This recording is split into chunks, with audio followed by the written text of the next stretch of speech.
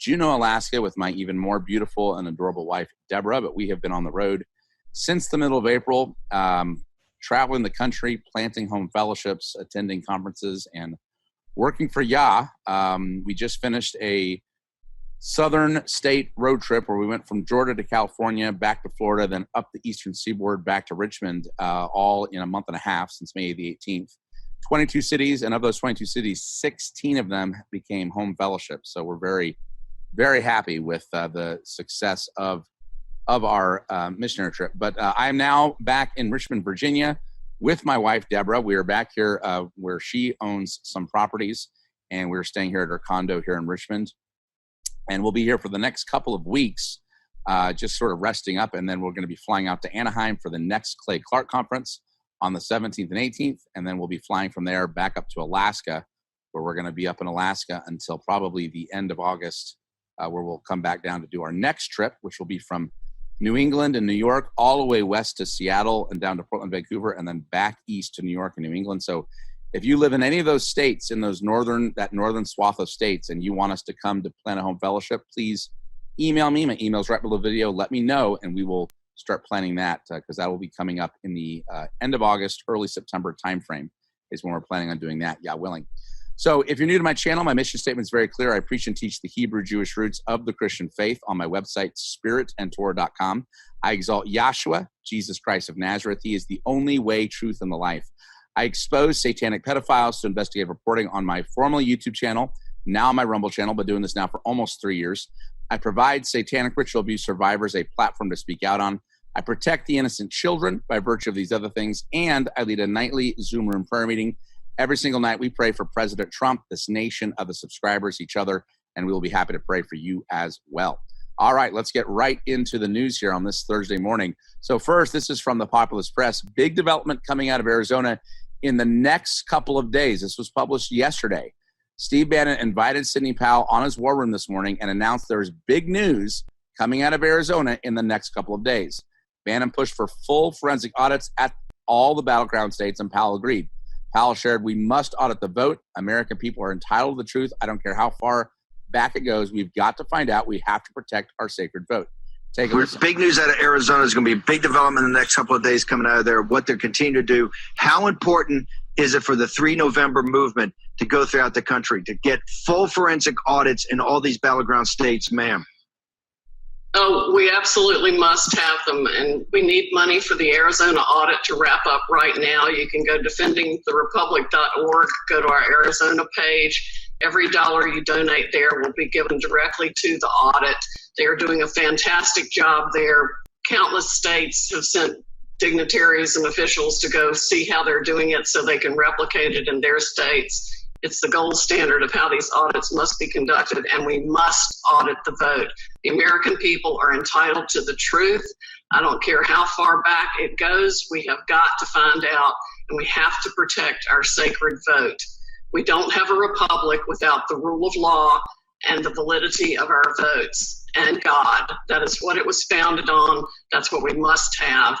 And you can get more information at sydneypowell.com, where we also have some great new t-shirts. You can be a walking billboard for the truth about the election and the republic, and they can't take that down. And also defendingtherepublic.org. This is what President Trump was saying. 2022 and 2024, all these new laws, that's all fine, but you can't go forward till you get to the bottom of 3 November. Sidney Powell, thank you very much for joining us. You're an audience favorite and a beloved patriot, ma'am. Thank you for coming on. All right, so there you go. A couple days now, we should be getting some news out of Arizona. I know we're all waiting with bated breath on this preliminary report now that the audit has finished in Maricopa County. So very much eagerly anticipating that. And then President Trump was down at the border yesterday, down in Texas. Praying Medic said he knows he's going to be reinstated. Take a listen to what he has to say here at the border. Okay. Think I should do it again, you think? Maybe we don't have to. Maybe we won't even have to. We'll win it 3 times. I mean, make it a little bit different. All right. So he was saying, you think I should do it again, as in running again, running for president. He says, maybe we won't even have to. Maybe we won't even have to. Let me play it one more time here. Okay. Think I should do it again, you think? Maybe we don't have to. Maybe we won't even have to. Because he knows he's going to be reinstated, folks. That's why he said that. Maybe I won't even have to run again, because he knows he's going to be reinstated because he was the rightful winner of the 2020 election. So he knows this, and he's stating this. Now, this is a breaking report from 100% fedup.com. Michigan Representative Dare Rendon, Republican, I am in receipt of evidence reflecting systemic election fraud in Michigan that occurred in the November 2020 election. I spent yesterday afternoon, after I got back to Virginia, reading through this article. It's a pretty lengthy article, so I'm not going to go over the whole thing here in the news broadcast, but I will put a link below the video so you guys can read this at your leisure. But basically, to summarize, this article goes into this lady, Representative Rendon, who's saying, look, you know, even though the Michigan Senate said, oh, we've done a report, we found that there's no anomalies, there's no fraud in the election of Michigan election back in 2020. She's saying, well, it's because you didn't entertain and look at all the evidence of fraud going on. They talk about DePerno, the attorney, who of course has uncovered, I think he's filed like 19 different briefs in the courts with fraud in Michigan. And then she's saying, look, there's all this evidence. Why is the Senate not looking into this? So really need to be praying for Representative Dare Rendon, for DePerno, for these people that are pushing Michigan to do a full forensic audit, which, again, I think they're going to be forced to. I think all 50 states are going to be forced to, because remember, once Arizona decertifies their electors, it just takes one state, folks, and then basically everyone, the whole election is null and void, because Trump never conceded. He never said that that Biden won.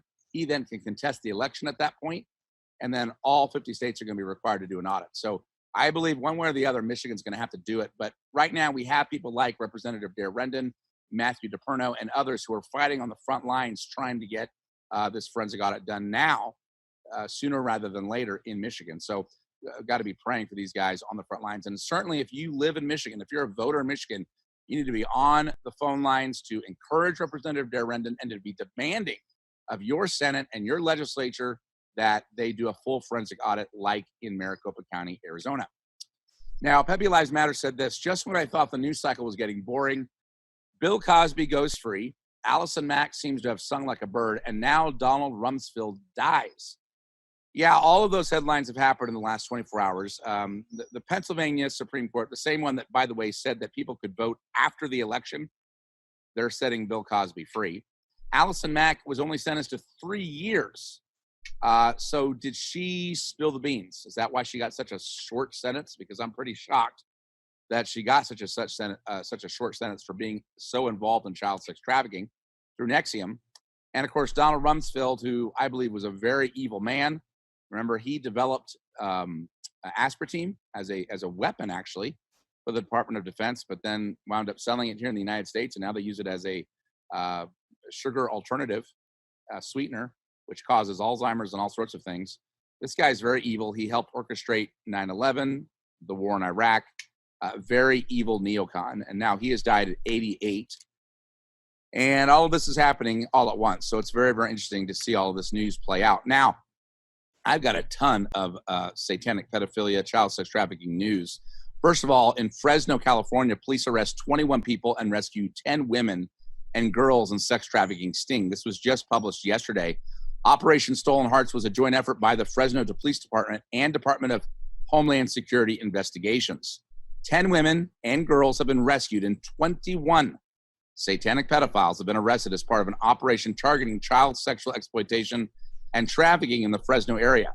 Operation Stolen Hearts was a joint effort by the Fresno Police Department and DHS that aimed to bring down sex traffickers as well as the sexual predators seeking to pay for sex with children. Fresno police say they collaborated with a local rescue group breaking the chains to offer shelter and other services to the women and girls. Detectives went undercover and infiltrated websites commonly used to contact people who want to have sex with a child, police say. Those arrested are facing prostitute-related charges, including contact with a child with intent to commit a sex offense, aiding prostitution, arranging a meeting with a child for lewd purposes, and solicitation of acts of prostitution. So awesome to hear that. 21 pedophiles taken down and 10 women and girls rescued. Then we have this: 14 missing children and 17 missing adults found in Kansas and Missouri. This was also published yesterday by 911. A recent operation resulted in the rescue of 31 victims of human trafficking for sexual exploitation. Of the total, 14 were missing children, with the youngest child being 4 years old, and 17 were adults. The operation took place between June 17th and the 26th in Wichita, Kansas, Independence, Missouri, and Kansas City, Missouri. The enforcement operation resulted in the arrest of 82 people who will be charged with crimes relating to soliciting prostitution, commercial sex trafficking, sodomy, narcotics violations, felony assault on a police officer, sex offender registry violations, and outstanding warrants. So this is awesome. So again, more satanic pedophiles taken down, more children and adults rescued. Then 20 missing children recovered from Atlanta, most suspected as victims of sex trafficking. This was published on June the 29th. U.S. Marshals recovered 20 missing children from Atlanta in a 2-week operation. The U.S. Marshals Violent Fugitive Task Force and the Danbury Police Department arrested 35-year-old Wayne Marcel and charged him with first-degree sexual assault and risk of injury to a child after recovering one trafficked and endangered child. That investigation stemmed from Operation Not Forgotten 2021, during which the U.S. Marshals servicing a service missing child unit led a 2-week operation in the metro Atlanta area that recovered 20 endangered missing children.